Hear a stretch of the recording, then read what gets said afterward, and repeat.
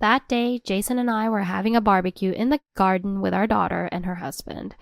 It's sunny and the scent of the meat cooking outside is filling the air. Ah, it looks like we're running out of beer. Susan, could you add some from the storage to the fridge? Jason, my husband, said this to me. Got it. Is 4 or 5 bottles okay? Hey, Brian, can you help Mom too? Chill all the beer we have. Hillary, our daughter, also asked her husband, Brian.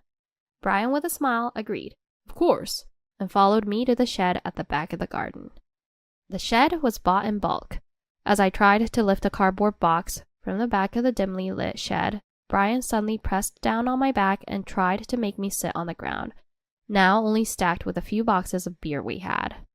I reflexively twisted my neck and peered into Brian's face.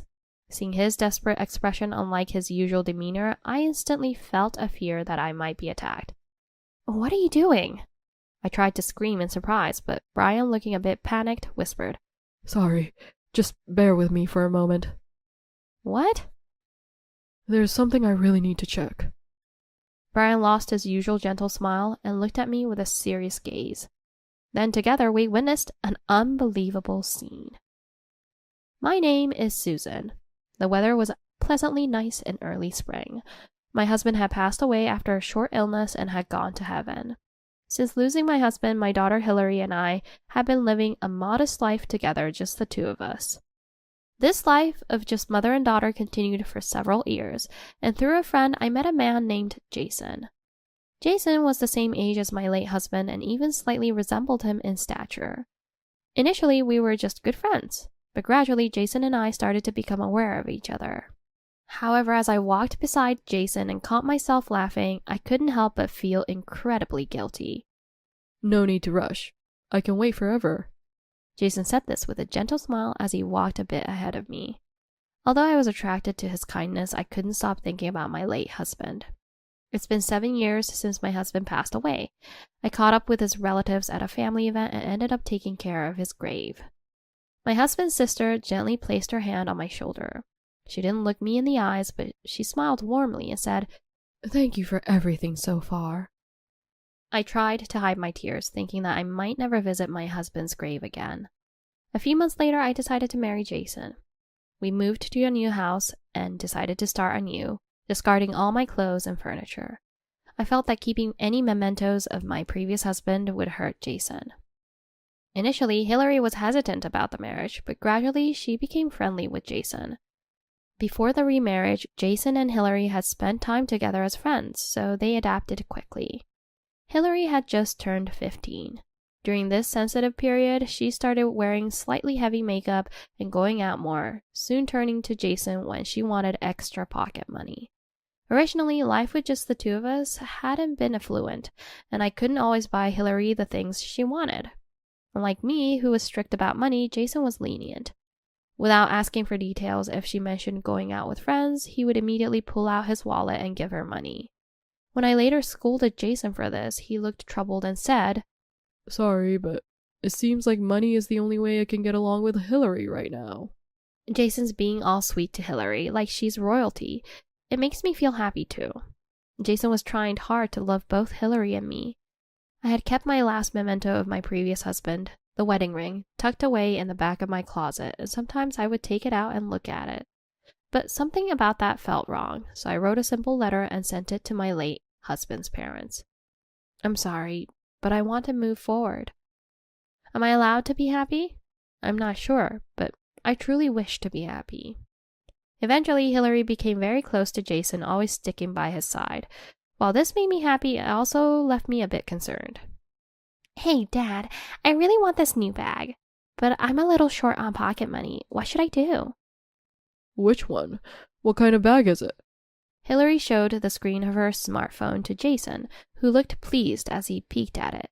Glancing at the screen, I recognized a famous brand's bag. As Hillary scrolled with her fingertips to show the price, Jason touched the back of his head, looking slightly troubled.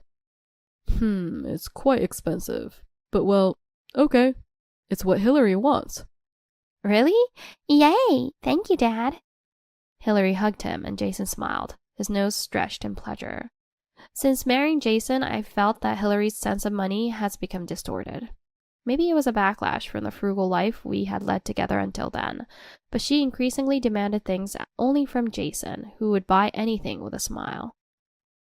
Hillary, don't just waste money all the time. It's okay. I won't ask Mom anyway, right, Dad? Hillary and Jason exchanged looks and laughed joyously. You know, I'm going to marry someone handsome and kind like Dad in the future. At her words, Jason scrunched up his face even more as he smiled broadly. Satisfied with her promise, Hillary returned to her room to study. After graduating from high school, Hillary went to go to nursing school and had started studying seriously. To avoid disturbing her, we didn't turn on the TV at home, and I kept a small radio in the kitchen, letting it play continuously. Our lives were very happy. So happy, I might sometimes forget the fact that my previous husband had passed away. But sometimes, when the radio played music from my youth, I remembered. The melody and the lyrics would grip my heart, threatening to bring tears to my eyes. Don't look like you're about to cry. It's just a bag. Jason says something completely off topic, and I just smiled wryly. I took a moment and admonished myself that I should not keep giving money to Hillary just because she asked. This was also because Jason had started business when he was young and was accounting some of the payments as business expenses. It wasn't exactly commendable, and it could impact the company's financial situation. So even though I strongly cautioned him, Jason continued to ignore my advice. Really, you're too lenient. As these days continued, Hillary successfully entered nursing school and started living on her own after graduation. Hillary was working hard as a nurse. When she was 25, she began dating a man her age named Brian, and they decided to marry. When I first met Brian, whom she had invited home, I tried to hide my surprise. Hillary had always declared, I'll marry a handsome man. However, her fiancé, Brian, was a nice young man, but not the universally appealing handsome type. Brian, with a gentle smile and a soft appearance, was, I heard, the son of a wealthy family and dressed in well-bred clothing. After getting married, they frequently visited us, and Brian was always kind to Jason and me, reassuring me deeply that my daughter had married a good man. One day, at Jason's suggestion, we decided to have a barbecue in our garden. The weather was clear, and a few skylarks were singing in the piercingly blue sky. Jason, who had been enthusiastic about preparing since early morning, grilled the meat with practiced hands and chatted happily with Hillary. Brian was looking around for the singing skylarks in the sky, but eventually gave up and poured a drink into a cup. It looks like we're running out of beer. Susan, could you add some from the storage to the fridge? Got it. Is 4 or 5 bottles okay? Hey, Brian, can you help Mom too? Chill all the beer we have. Brian, with a smile, agreed. Of course, and followed me to the shed at the back of the garden. The shed was relatively new, now only stacked with a few boxes of beer we had bought in bulk. As I tried to lift a cardboard box from the back of the dimly lit shed, Brian suddenly pressed down on my back and tried to make me sit on the ground. What? What are you doing? I tried to scream in surprise, but Brian, looking a bit panicked, whispered, Sorry, just bear with me for a moment. What? There's something I really need to check. Before I could reply, asking what he needed to check, he peeked his face out of the shed door and surveyed the outside. The weather was fine, and the garden's green lawn was glaringly reflective. Our figures in the dim shed were probably not visible to Jason or Hillary. After a while, watching Jason and Hillary from afar, Hillary leaned close to Jason's arm. Hillary rubbed her face against Jason's upper arm and laughed joyously. Their voices were faint but audible. The echo of the skylarks singing in the sky blurred their voices in the shed. Brian watched them intently with a serious look. Could it be? Brian was jealous of Hillary and Jason getting along? I inadvertently laughed, and he seemed to notice, pointing and saying, Look! Hillary looked around several times and then wrapped her arms around Jason. Jason looked a bit flustered, but after scanning the surroundings, like Hillary, he happily accepted her. Their interaction seemed more than just parental. The sound of the skylarks ceased. In the stillness, without wind or insect sounds, Jason and Hillary's voices, though faint, reached my ears distinctly. Brian, he has no clue. It's funny, isn't it? Well, you could say the same about Susan. Normally you wouldn't imagine it. But this kind of relationship is exciting and fun, isn't it? I was stunned listening to their conversation. I couldn't grasp what was happening. Hillary took a transparent bag with a powdery substance out of her pocket and lightly mixed it into the glasses Brian and I had been drinking from. Did she put something in Brian's and my glasses? That's probably sleeping pills. She had been visiting a psychiatrist secretly. Sleeping pills? Visiting a psychiatrist secretly from Brian? I was overwhelmed by the confusion, but the fact that she had put sleeping pills in our drinks was something I had to deal with. We should leave here. It would be strange to stay longer, but don't use that glass. Afterwards, Brian and I returned to Hillary and Jason, pretending we knew nothing. Hillary looked a bit unnatural, glancing at my glass several times. She was trying to make me drink some strange drug. Just that fact alone was a significant shock to me, and I felt betrayed by the daughter I had raised, causing me to feel dizzy. Sorry, maybe I've been out in the sun too much. I'll go rest inside for a bit. What? Okay, I'll clean up then. You should rest. Lying on the bed in the room, I stared blankly at the ceiling. Why did they put sleeping pills in the drink? And that distance between Jason and Hillary seems a bit strange. In my head, the thought that maybe clashed with the belief that it couldn't be possible, and my headache got worse. After lying down for a while, I fell asleep. As evening approached and I got up to go outside, the cleanup was already finished.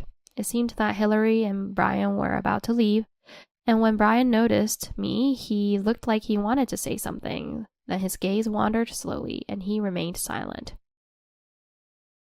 Are you feeling better now? After Hillary and Brian left, Jason looked after me as usual. His words, his voice, everything sounded like a lie, and I forced a strained smile. You still seem a bit unwell. Should I make something for dinner?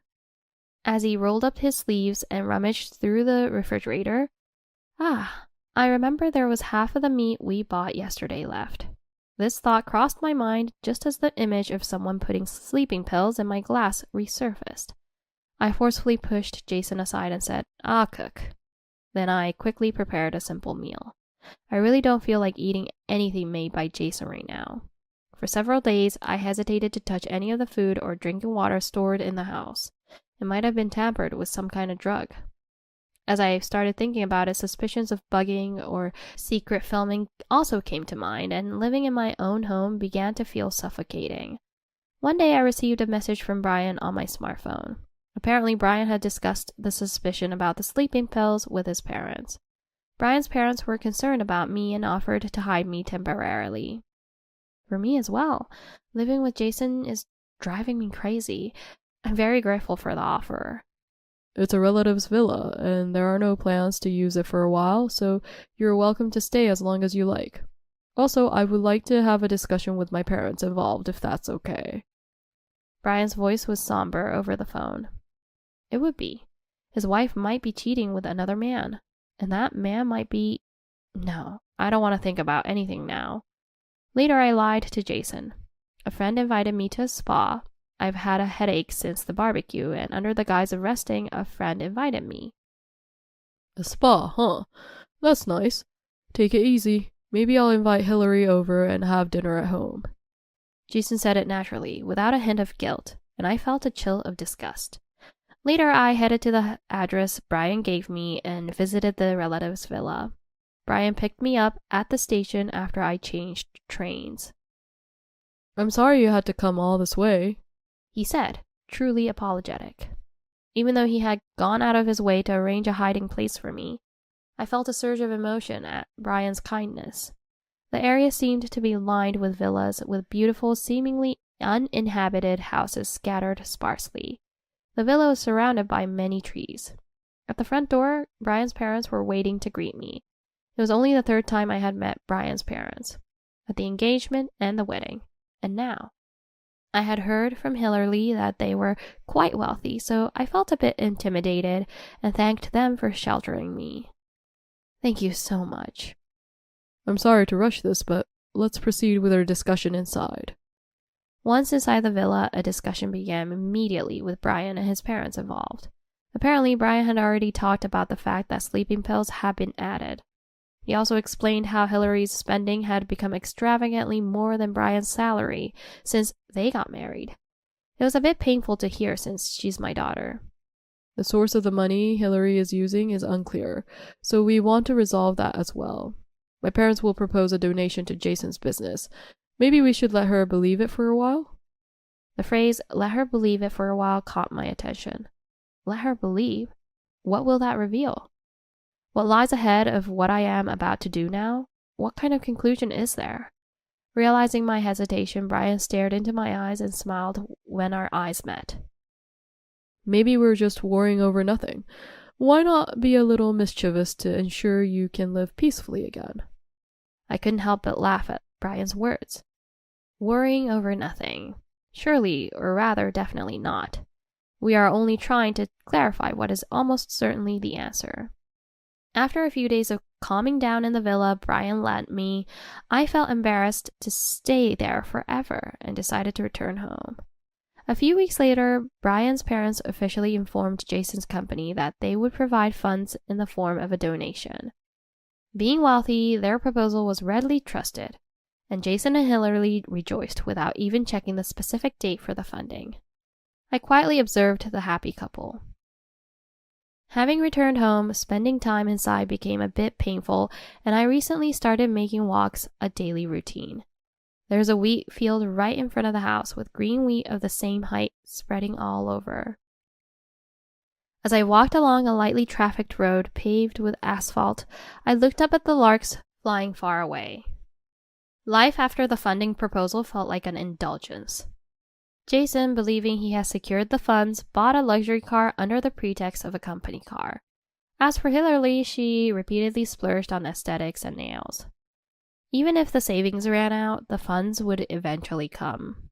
Jason's naive calculations seemed transparent. One day, both families held a dinner meeting to discuss the funding. Our couple, Hillary and her husband, and Brian's parents met at our house. Jason thanked deeply and repeatedly to Brian's parents, almost ingratiatingly. I really can't thank Brian enough. Hillary always says she's happy to have married such a wonderful person.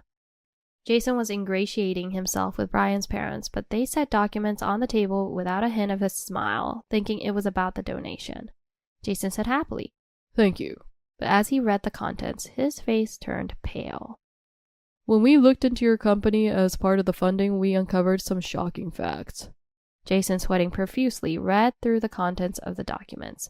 The documents mainly contained two things: evidence that Jason and Hillary had an affair and a tax investigation regarding expenses that had been accounted for as company costs. The evidence that his own daughter was involved with her husband made me want to cover my face. The expenses for the jewelry and aesthetic treatments Hillary had asked Jason to buy had all been falsely declared as company expenses, and additional taxes were being levied. Under these circumstances, we cannot proceed with funding such a company. What? At this point? Jason, visibly shaken, spilled the coffee in front of him. Hillary quickly stood up with trembling hands to wipe the coffee. Hillary, I'm divorcing you and will demand a proper settlement. What? What do you mean by settlement? You were unfaithful. It's only natural. And Susan? Saying that, Brian looked at me. Jason, still staring at the documents, turned his fearful eyes to me. I will also divorce Jason and seek a settlement. What are you talking about? How can this be? Jason stammered, trembling as he dropped the documents to the floor. Hillary, also frightened, moved closer to Jason and pointed at Brian with trembling lips. It's not true. The one who was unfaithful is Brian. It was Brian and my mother. Until the very end, Hillary continued to make senseless excuses and blame others. Jason and Hillary kept making desperate excuses, but with solid evidence, there was no escaping the truth. Eventually, as if giving up, Jason's shoulders slumped, and he quietly began to speak. Jason admitted he had become involved with Hillary, but realized there was no love in their relationship. Initially, he had rejected Hillary's advances, which were purely motivated by money. But as Hillary became more feminine and I aged, losing my allure, he made his decision. I am a man, after all. We're not related by blood, I couldn't help it. It was Hillary who had suggested putting sleeping pills in the drinks on the day of the barbecue. After drugging Brian and me, their plan was to undress us, put us in the same bed, take photos of the scene, and demand a settlement. What a shallow thinking. Beyond contempt, I looked at them with cold eyes. I'm truly sorry. Please forgive me, I beg you. I'm really sorry too. I don't want to break up with Brian. I remained silent, just staring at the two as they continued to apologize. I was at a loss for words. How could I possibly forgive them? There's no way I could forgive. As they continued in silence, Hillary, impatient, looked up and grabbed Jason's sleeve, pulling it forcefully. This is your fault. What are we going to do about my credit card payment next week? What? Why are you shopping on your own? I even used a loan because I lost money at casinos, and I'm out of money too. Seriously, what are we going to do? This must be what they call a total disaster. Hillary continued her aggressive behavior, pulling Jason's hair and clothes, while Jason shouted in an attempt to stop her. Their shouting could surely be heard by the neighbors. If it became known that they had an incestuous relationship, living in this neighborhood with normal nerves would be impossible. That would surely be the same for me. As I thought about no longer being able to see the scenery outside the window, I felt a slight sadness. Later, Hillary and Brian divorced and moved far away. Hillary, tainted by the nightlife, struggled with life, drowning in alcohol and accumulating debt. Jason, after paying a hefty settlement, was pursued by debt collectors, and his company went bankrupt. He disappeared almost like a fugitive and is now living hidden as a homeless person. Brian, after divorcing Hillary, used his experience to find a better relationship. I received a settlement from Jason. Despite his company going bankrupt and being pursued by debt collectors, how he managed to prepare a large sum for the settlement is unclear, but he showed his responsibility in the end. After divorcing Jason and selling our home, I decided to return to my parents' house. On the plane back home, I thought about many things. I had lost a husband to illness, remarried, and then divorced again, betrayed even by my own daughter. What face should I wear to meet my parents now? Around my parents' home, there are many wheat fields. Dragging a large suitcase, I continued walking on the long asphalt road. The air was humid. The season was on the cusp of early summer. When I returned home, my elderly parents didn't ask for any details and just accepted me. Why don't my old parents ask me anything? Are they pitying me? Yet they didn't treat me like a delicate issue, but naturally accepted me. Looking at the tranquil countryside, I knew I had to reevaluate my life. Thanks to my father's recommendation, I managed to find a job at the local agricultural cooperative and build a foundation for my life. Since then, I've built a good relationship with Brian's parents. We meet rarely, but when they are nearby, we sometimes have dinner together. It was a sudden event in the spring, several years after I returned home. On the desk, there was the wedding ring I had received from my late husband. I was a bit shaken and held the ring in my palm, staring at it. As I stood dumbfounded, my mother came from the kitchen with a bent back to wipe the table. It's been quite a while. His parents came over. They said they really want you to have this. I stood there speechless. Outside the house was a wheat field. In the clear blue sky beyond, a lark continued to claim, "I am here." Tears fell, and I put my bag over my shoulder, mounted my bicycle, and rode off.